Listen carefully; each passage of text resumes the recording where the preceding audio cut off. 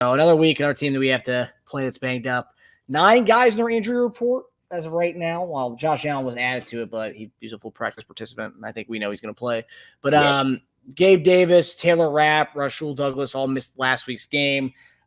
This week so far, Gabe Davis did not practice. Taylor Rapp did not practice. Rasul Douglas was a limited participant today. So obviously he's getting back to practice. But there's other guys, man. So like Matt Milano out for the season. He was a pivotal linebacker for them. Huge. Then this guy, Bernard, steps in for them. And he's looked unreal. Looked great for them. I think he had a really good game against us last time we played, but got carted off Monday with an ankle injury. Did not practice today.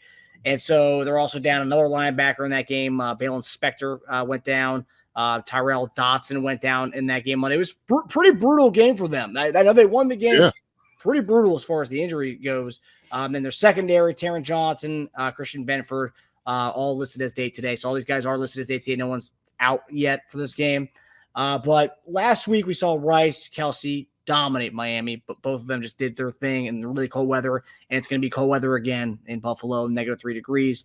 Now I want to ask you, you played tight end for a long time at the highest level there is, and you could see what defense is lacking. And I think in the linebacker room, they're down to a guy who was on the practice squad 2 weeks ago, and AJ Klein, who was a rotational piece for the Panthers a couple years back. But he's not Matt Milano. He's not this Bernard guy. How would you utilize our two strengths, the Rice and Kelce, to kind of eat at these guys in the second and third level, since that's where there's possibly could be a lot of deficiencies in this Buffalo defense this week? I think one thing that you have to do is it's all about matchups, right? So where their deficient is covering guys. You got guys who doesn't have a whole lot of experience. And so what we have is the best tight end in the game right now, and Travis Kelce, who had 7 for 71 yards last week. We got to feed it to him. That's what that needs to happen. No doubt about it. And so what we do a whole lot of that. When Kelce's got the one-on-one, or he's, you see him maybe going in zone, him just finding that hole, and he does it better than anybody else. Whether it be like the little cell route or the little cutout, corner route, if he's running the juke route. But you have to finesse the linebackers. You have to. And so you do that with him. You do it with Rice. You do that with the running backs. Same thing, running backs. It's always, that's who you look for the matchup to be. And so obviously you get an indication of that going in motion. So once you start going into motion, you'll see what you got pretty much. Okay, you'll see what the coverage is. At that point, Patrick will see and start figuring out what he's going to be getting. And the form is going to still be the same. The formula to me is still going to be the same. All right. Yeah, Travis Kelce, yes, Rashid Rice, but we got to run the football.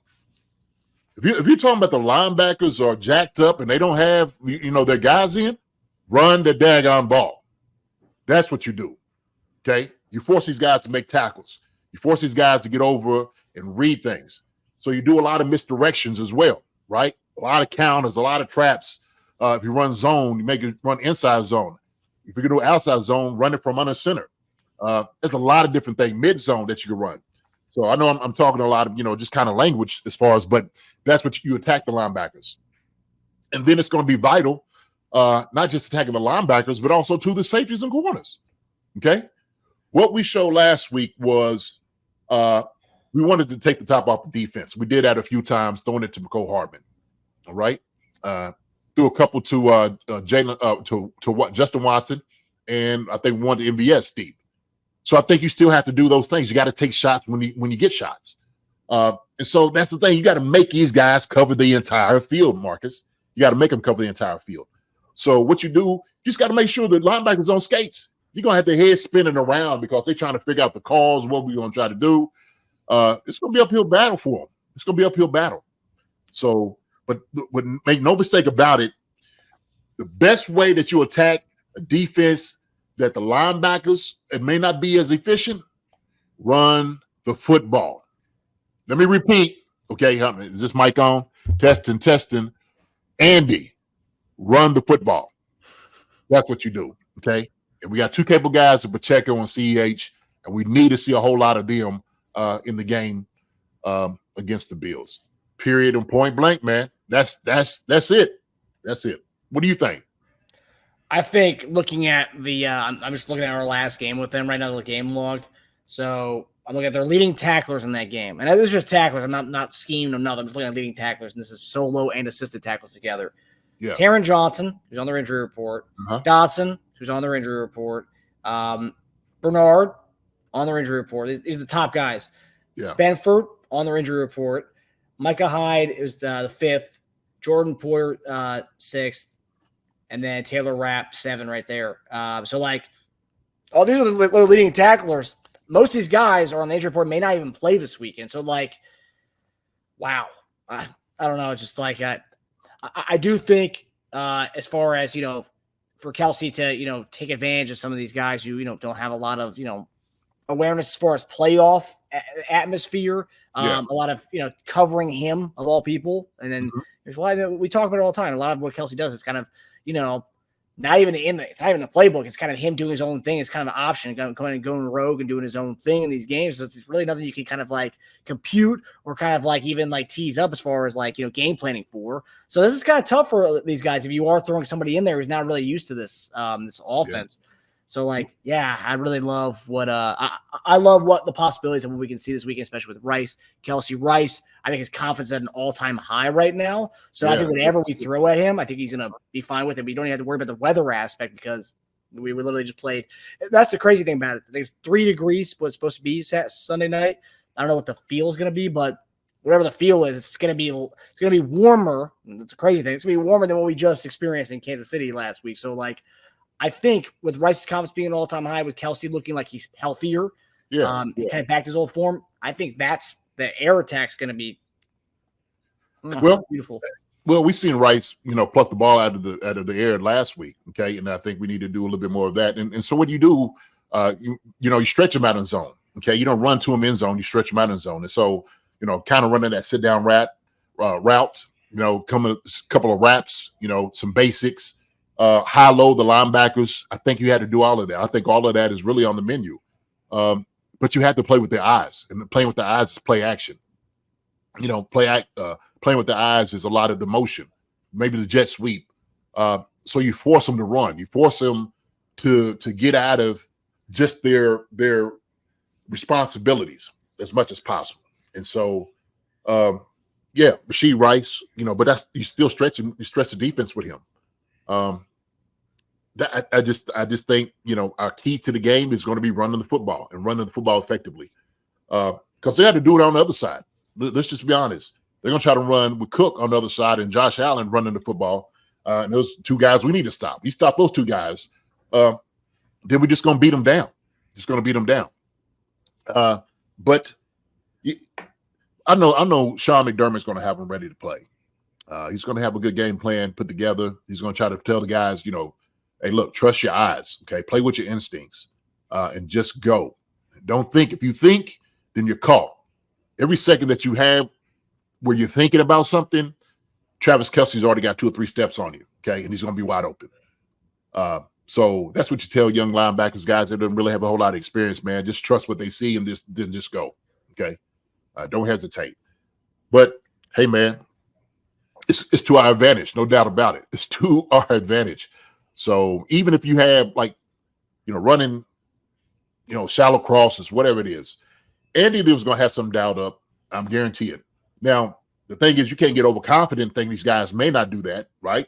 And say, okay, well, look, they're going to attack the linebackers. Well, don't become predictable. Shoot, throw a couple shots deep. Right? Test the corners. It's what you have to do, right? Throw some flat routes, some check downs, okay? A little, we know we run a lot of screens to the running back, tight ends, all those different things. So all that's on the menu. We just got to get into a rhythm, really, and it starts with the running game. When preparing for, because you've played against teams that have guys on the injury report that probably aren't going to play. Like for example, this Bernard, because I think Bernard's the big key. If Bernard doesn't play, that's huge. And then they're adding in Klein to be their linebackers is not as kind of multifaceted as Bernard is. Klein's kind of he's not a coverage linebacker by any means. Yeah. My question is film review and stuff they're doing, the tendencies of guys. they're practicing and probably watching tape as if Bernard's going to play. Now, at what point if they say, hey, let's pull up some tape from AJ Klein here, or they're going back to his Carolina tape or whatnot and watching it. At what point do they do that, or they just kind of look at his last week at him plugging and playing last week or last 2 weeks in Buffalo? They got guys looking at all of that, to be honest with you. They're going to look at, where he played at last. They might look at some college tape, see where he's gotten better, see where he's gotten worse. But they know, especially during, in this playoffs, you're taking a good look at a guy. The one thing you can't do is, like I said, get out of your own scheme of what you're running to say, we're going to concentrate on this one guy only. And I don't think you can do that. You just run what you know you can run, right? Know what you're comfortable with. And that's going to be, maybe some RPOs.